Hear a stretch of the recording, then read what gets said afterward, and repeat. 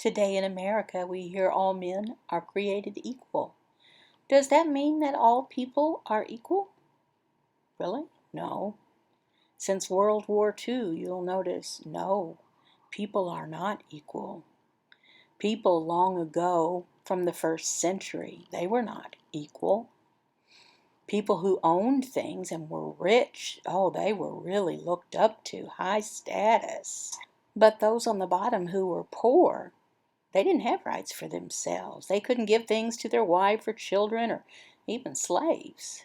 The man of the home, if he had a child, he could decide, I'm going to let that child live or let it die. Slaves. These people were considered as machines just to do work. The slaves, they had to do whatever that their master decided. A husband, did he have to love his wife? No, he could. And there were husbands who did, but he didn't have to.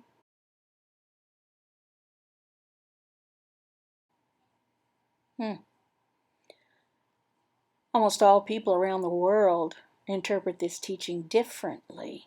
That's nothing new. The Bible says, and as Paul explained, the wife, the children, the slaves, they are equally important in the church. And this applies from the Bible's teaching to all in society. Even those in relationships from the 1st century, people often with their wife and children and their slaves, they did not use good moral judgment. Paul, he talks to them. He says, you can understand. You are moral people. You can and you must obey others. Husbands, parents, and masters. Bondservants, obey in everything those who are your earthly masters, not by way of eye service as people pleasers, but with sincerity of heart, fearing the Lord. Paul teaches the gospel to people, and many are saved. Their lives are changed.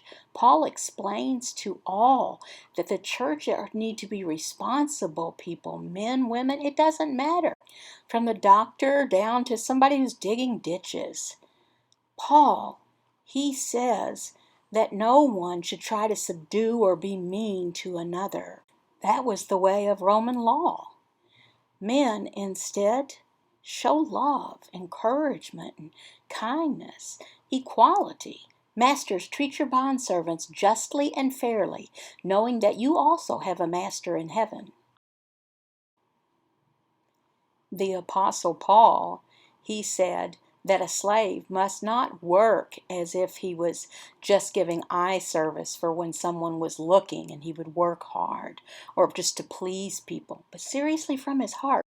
Bondservants, obey in everything those who are your earthly masters, not by way of eye service as people pleasers, but with sincerity of heart, fearing the Lord.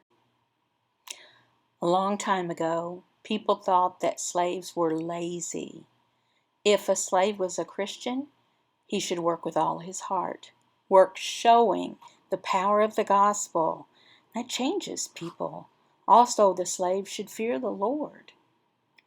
If the master of the slave said to the slave, you need to do something, but the slave knew it was going against the Lord, then what he should do is know that he has one true master, and that's Jesus Christ. Slaves do not have to obey their master if it's going against the Lord. There's a big difference between the slave-owner relationship of long ago and today's boss-employee relationship. The principle that Paul was giving in verse 22 applies to a boss-worker relationship of today. Christians should be the best workers they can. They should work hard, not be lazy. And other things, all things, they should have good attitudes. Their boss will notice this and applaud them.